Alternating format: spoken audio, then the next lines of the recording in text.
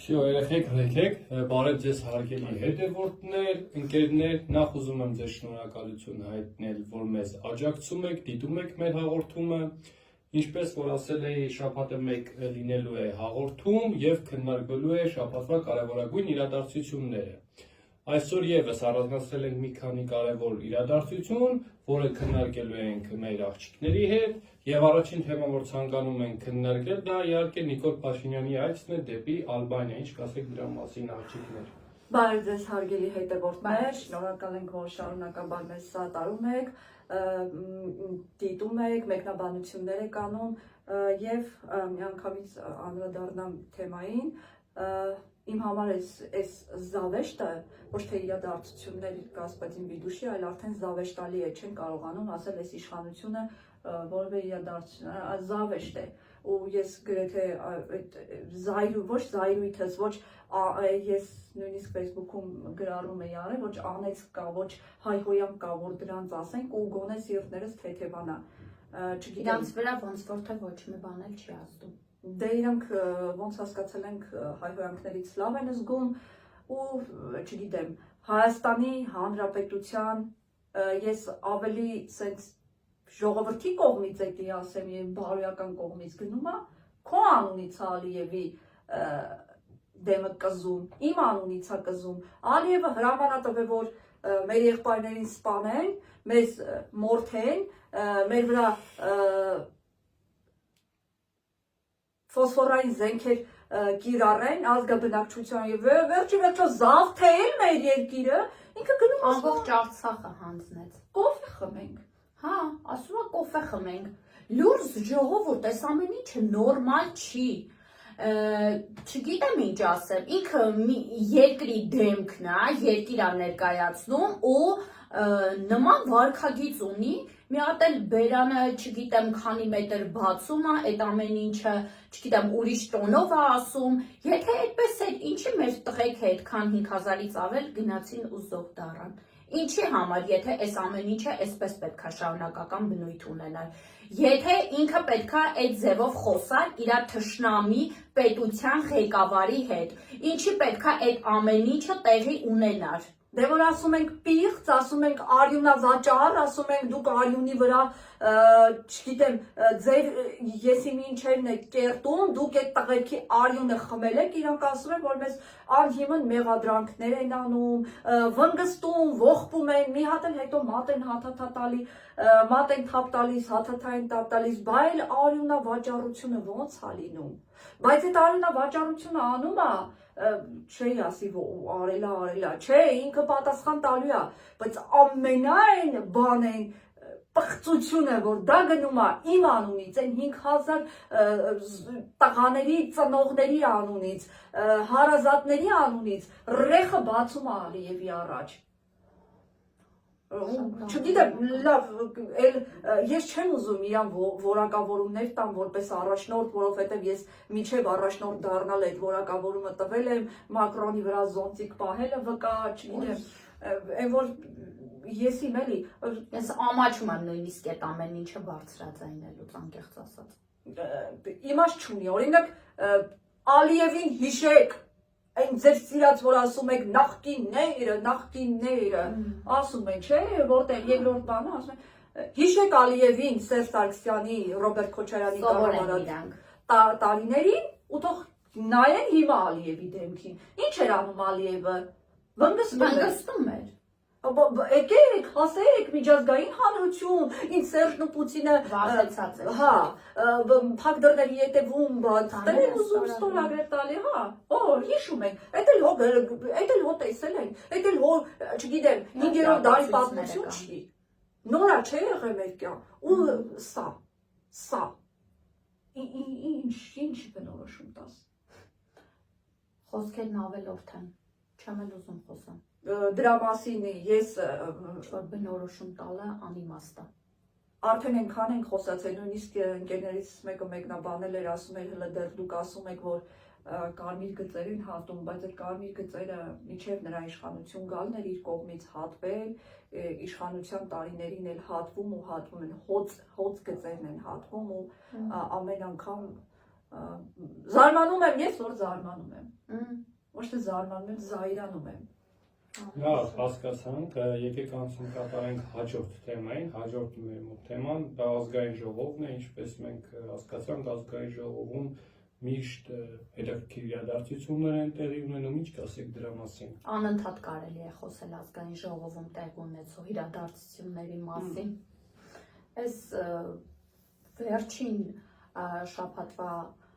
շաբաթում տեղի ունեցածները եւս մեկ ապացույց են դրան։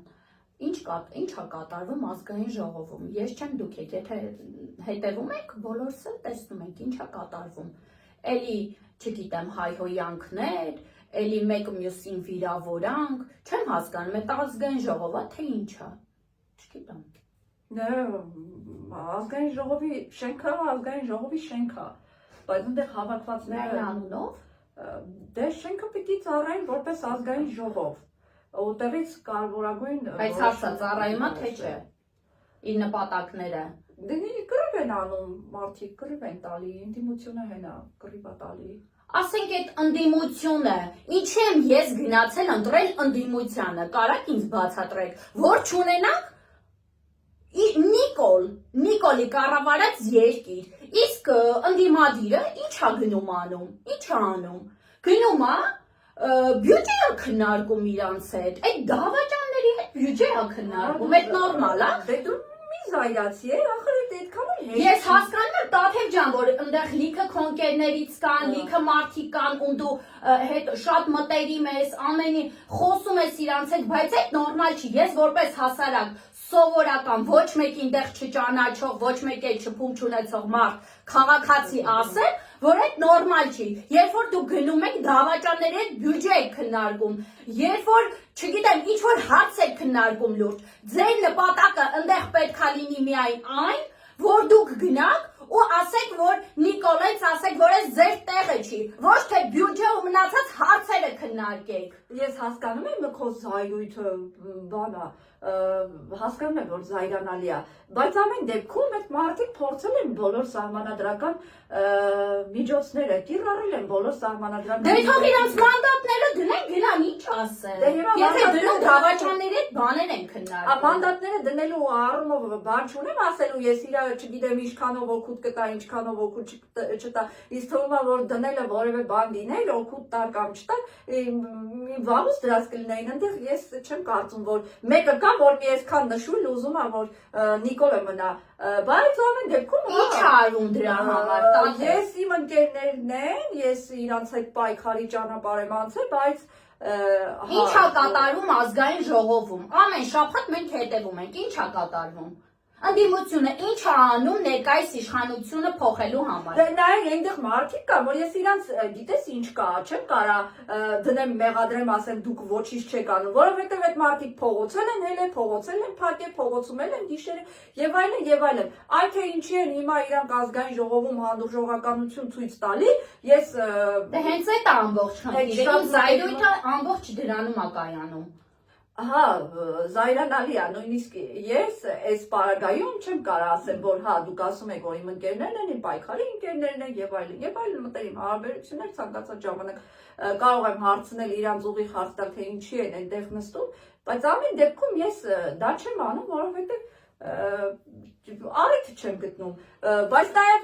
որոշակիորեն այս քննադատություններին ես գիտեք, բան եմ, ռեալ մարդ եմ, ես հասկանում եմ բոլորին, հա, նորմալ չի, օրինակ, եթե ես չեմ նստում հավասար ընդդիմադիր պատգամավորներին ասում, որ գիտեք ինչ կա, սասես չի պիտի լինի, դա այո իմ ընկերների և նրանց հետ անցած պայքարի ճանապարհի այսպես ասած ի հարգանք դրա, որ նրանց կողքերն են նստած են օրինակ Սեյրան Օհանյանի, շատ ժամանակ ես ուզում Կամ ինչի Սեյրան Օհանյանը պատերազմ հաղթած մարդ է, Ալեն Սիմոնյանը բանակից փախած կանգնում իրանը, չգիտեմ ինչ ասում, ինքը ձայն չի հանում։ Այդ նորմալ է։ Նորմալ չի։ Իմ համար հենց այդ է նորմալ չի, բայց ես այդ ամեն ինչի մասին հենց այդ է, որ շատ ժամանակ չեմ բարձրաձայնում, որովհետև նրանց կողքին կան մարդիկ ում հետ Ես ցավ եմ զգում, անկեղծ եմ ասում։ Ես հաճախ public այդ քննարկումները չեմ անում եւ ինձ թվում է ճիշտը դա է, որովհետեւ այդ պարակտումները, այն ինչ ընկավ այդքան է ճիշտ։ Այդ պարակտումները, եթե դնենք, սկսենք պարակտել, մեղադրել։ Չէ, մենք չենք մեղադրում, ես կոնկրետ ուղղակի քննարկում եմ։ Դե հա, հենց այդ է, որ դա էլ պիտի լինի իրա տեղը ունենա, հարց չկա, այս անգամ ես քեզ չեմ կարող բան ասեմ, որ դու ինչի ես, այո, դու կին ես, դու ունես երեխաներ, դու գնացել ես քո քվեն տվել ես ի սկզբանե ես ընտրությունների դեմ եմ եղել, որովհետև ասել եմ մեկը դավաճան իշխանության հետ ինչի է գնում, բայց փաստորեն բոլոր փողոցային եւ այլն ճանապարհներով անցնելով ես այդ ամեն ինչի զոհ ելնելով հասկանում եմ, որ հա, էլի չի լինում, այս մարդիկ կրակում են, այս մարդիկ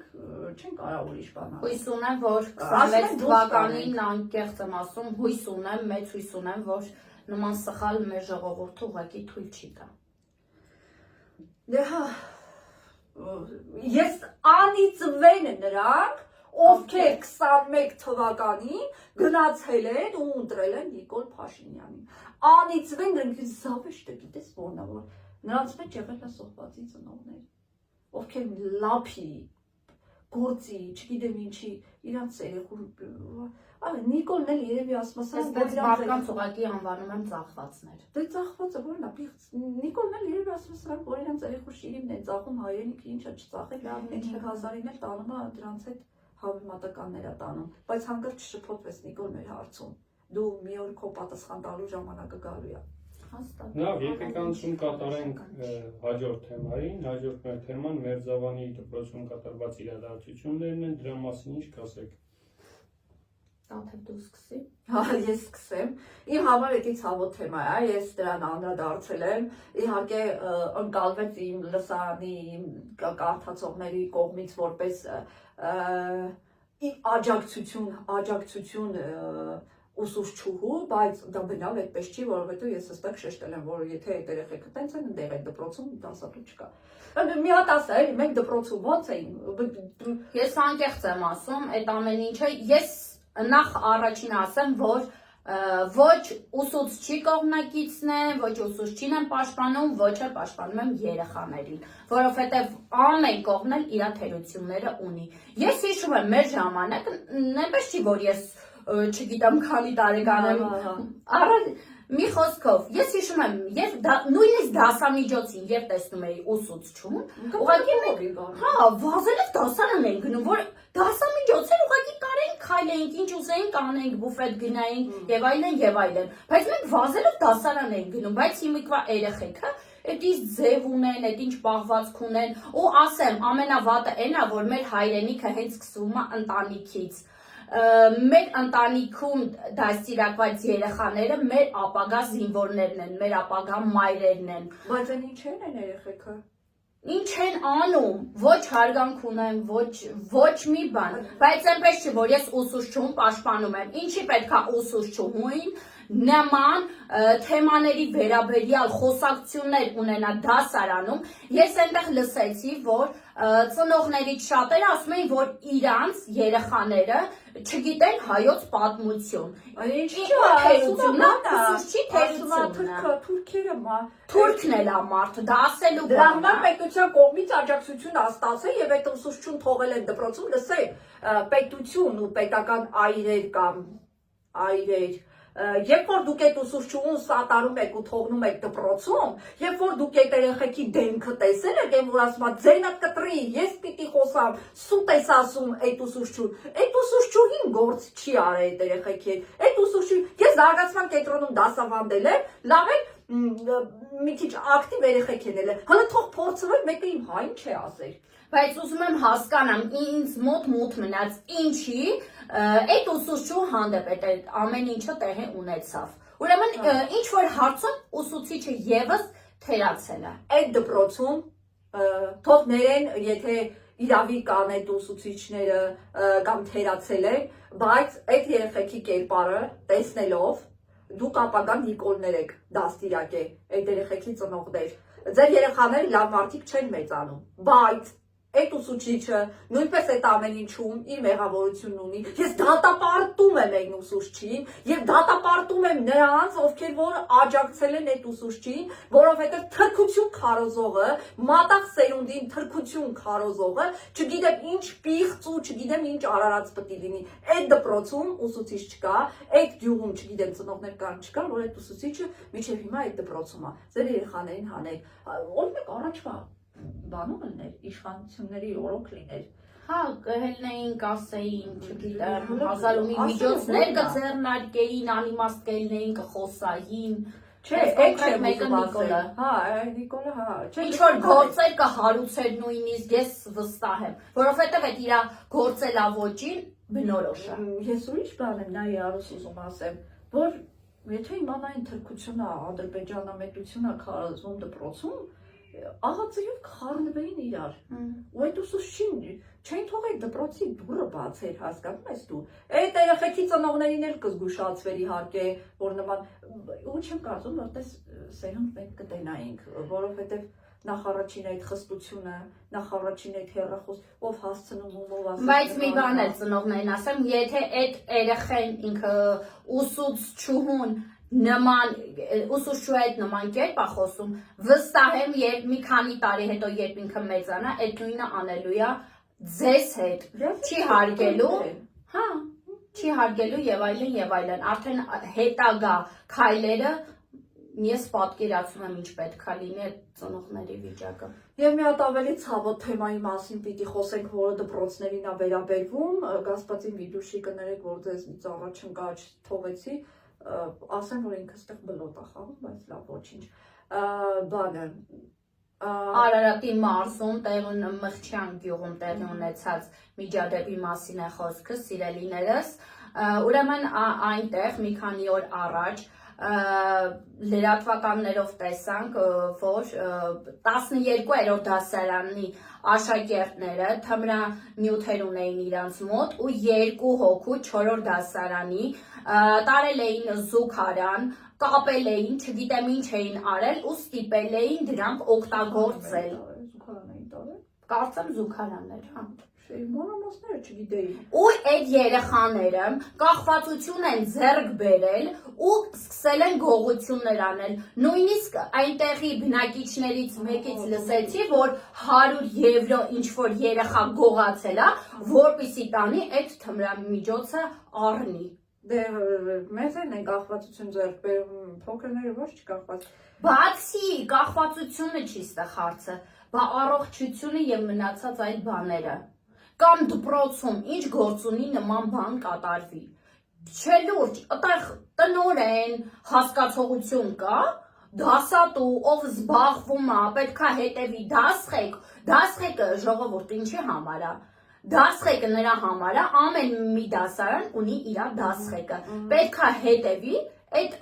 դասարանում տեղի ունեցած ամեն ինչի, նույնիսկ դասամիջոցներին, դասղեկը դրա համար է։ Եթե չլիներ այդ ամեն ինչը, ուրեմն դասղեկ գոյություն չէր ունենա ու ասեմ, ճիշտ է, մեր ուսուցիչների աշխատավարձերը ես շատ լավ գիտեմ, որ բավականին ցածր են Հայաստանի Հանրապետությունում, բայց դա կապ չունի։ Իրանք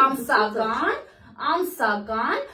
հավելյալ գումար են ստանում այդ դասարանին, այսպես ասած, տիրություն անելու համար, որպեսզի տվյալ դասարանի երեխաները մի փորձանքի չգան։ Ուզում եմ հասկանամ ուղղակի, տվյալ երեխաներին,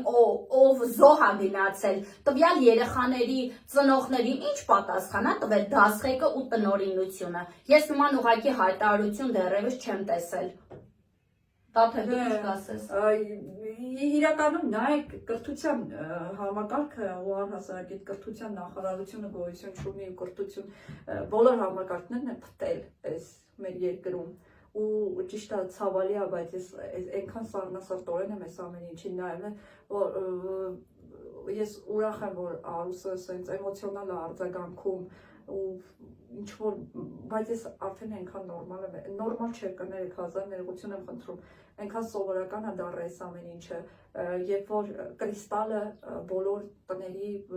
10 տարեկան երեխան գիտի կրիստալը ինչ է, թմրանյութը ինչ, ես 10-րդ դասարան։ Բայց ինձ հետաքրքիր է այդ որտեղից է հայտնվել այդ որտեղից է հայտնվում, պետական մակարդակով 1000 անգամ ըստ օդում կախված լուրերի դուք սիրում եք ասել, չասեմ էլի, հետո մեկ էլ բան անեք, 1000 անգամ ներմուծվել է Հայաստան, չիմացան, որտից եկան այդ քանի տոննա Բայց այդ անչափահասների մոտ այ դա է խնդիրը։ Նույնիսկ բանտում ես էլի ասեմ, օրինակ ես որ ոչինչ չէի արել, չգիտեմ, դեղի գործով լիքը բանտարկյալներ շատ արագ ազատվում էին։ Այն նրանք, ովքեր մատակարարում էին, վաճառում էին, շատ արագ խափանման միջոցառումներ չփ դուրս եկան։ Այդ ամեն ինչը պետությունն է։ Ու եթե ուզում ես պետությունը հիմնովի քանդել, քանդի երիտասարդներին, քանդի դպրոցականներին, Բաց սերունդա մեծանում են։ Իհարկե, ուղղակի ես չեմ հասկանում ոնց միանգամից այդ ազդվեցին էլի, կամ մեզ մոտ չի հասել, մենք մաքրամաքրուր տեղերում ենք մեծացել, կամ ավելի ինձանից հետոյվա սերունդի վրա են ազդել։ Մենք նույնիսկ այն դպրոցից խոսացինք, նույնիսկ այդ մեզանից մեծ տարիքի, օրինակ մենք 5-րդ դասարան ենք, 10-րդ դասարանի աշակերտուհիները որ անցնում են, մենք զգաստ էին կողմներով ասում, որովհետև մեզանից մեծն էր քայլում։ Հիմա չգիտես, իրանք ելնում միտինգ են անում, բան են, ինչև է իշմնում է մի աչքներս պիտի երեխայի վրա լինի, մի աչքներս բաց պիտի քնենք, որ հանկարծ երեխան չշեղվի, որովհետև ամեն դեպքում Պետք է շատ ուշադիր լինել